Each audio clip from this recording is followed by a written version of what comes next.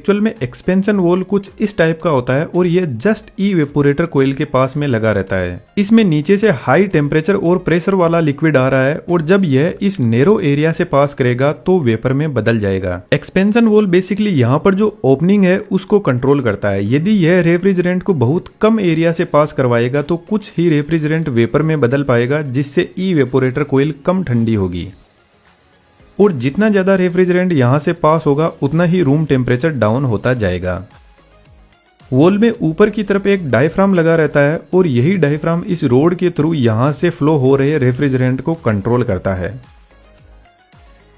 और इस डायफ्राम को कंट्रोल करने के लिए कुछ एक हीट सेंसिंग डिवाइस इवेपोरेटर कोयल के बाहर की तरफ एग्जिट पर लगी रहती है। इसमें एक लिक्विड होता है जो काफी हीट सेंसिटिव होता है और इस हीट सेंसिंग डिवाइस के लगाते ही एक्सपेंशन वॉल का नाम बदलकर हो जाता है थर्मल एक्सपेंशन वॉल। मान के चलते हैं आपने एसी को 16 डिग्री सेंटीग्रेड पर सेट कर रखा है। जैसे ही रूम का टेम्परेचर 18 डिग्री सेंटीग्रेड पर पहुंचेगा तो इस हीट सेंसिंग डिवाइस में जो लिक्विड है वह गर्म होकर वेपर में बदलेगा और डायफ्राम के ऊपर फोर्स लगाएगा, जिससे ज्यादा रेफ्रिजरेंट पास होगा और कोयल ज्यादा ठंडी होगी। कोयल ज्यादा ठंडी होगी तो रूम की हीट को ज्यादा एब्जॉर्ब करने लगेगी और इस हीट से कोयल के अंदर जो पूरा रेफ्रिजरेंट है वह वेपर में बदलने लग जाएगा और हमारा कंप्रेसर एकदम सेफ रहेगा।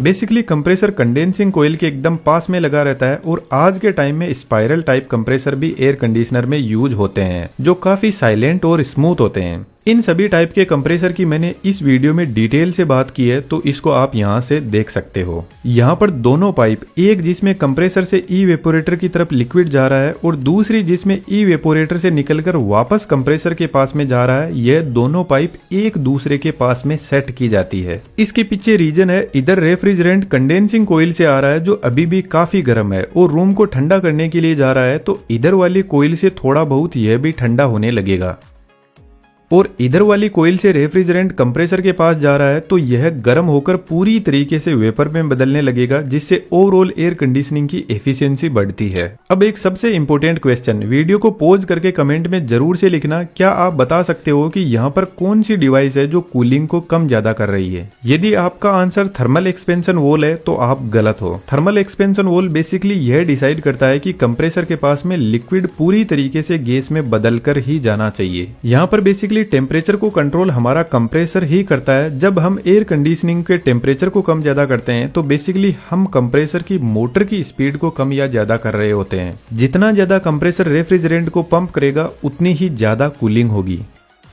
तो यहाँ पर आपने देखा पूरा का पूरा सिस्टम एक क्लोज लूप में काम कर रहा है, गैस कहीं से लीक होती ही नहीं है। तो एयर कंडीशनिंग की गैस खत्म हो जाए कोई चांस ही नहीं है जब तक इसमें कोई लीकेज ना हो। तो पुराने जमाने के एयर कंडीशनिंग में लीकेज की वजह से यह एनवायरमेंट और हमारे दोनों के लिए ही खतरनाक है। रेफ्रिजरेटर का मैकेनिज्म भी ठीक ऐसे ही काम करता है। आप यहाँ पे क्लिक करके पूरा वीडियो एंजॉय कर सकते हो।